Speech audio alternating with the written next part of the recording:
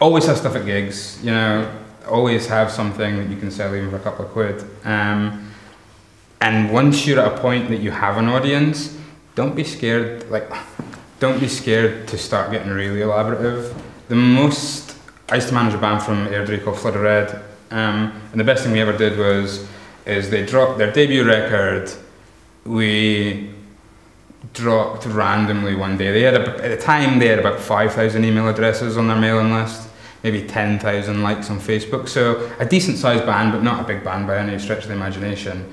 And we dropped the record for $1 at the time. $1 didn't really make sense, but was using a program that didn't work in pounds.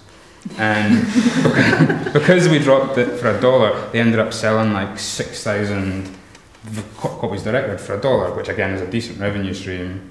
But then through that we got all the email addresses, so they then doubled the size of their mailing list. And then about 6 weeks later, we put together 3 different packages, and one was just a CD, one was a CD and a vinyl, and the other one was like a vinyl box set with a screen print with a t-shirt with a CD as well, and it was like 100 quid or something.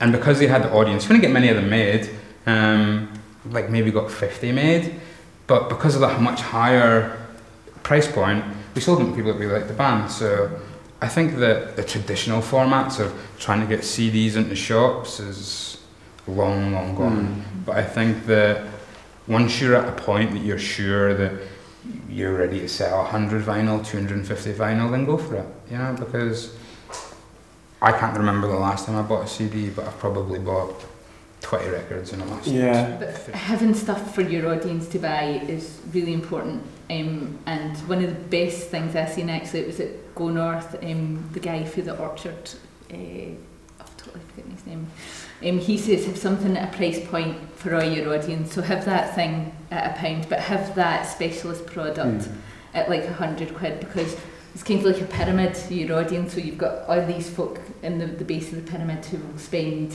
what they have in their pocket, and whether that's £2 for that, and then you have your die-hard fans. And I used to tour manage for folk singer called Kate Rusby, who does minimum 500-seater venues. She's been touring for 20 years, and her merch table was like 3 6-foot tables, and she had wee canvas bags, coloured canvas bags for £1 that she would sell up to like prints for her albums. She'd like 15 individual albums, and there would be some folk who would come and buy a wee £1 canvas bag, and then there would be folk who would get the credit card it and go like ruin absolutely everything. And because in a lot of her audience were returning audience, so every tour you had to have another wee bit and pieces, but folk would come and spend money. And to be honest, that merch money was paying for a couple of members of staff on the tour. So it was, because that was the thing. So although digital was maybe more popular in terms of streaming and stuff like that, folk who come and see you and buy into your music want stuff. We all like stuff.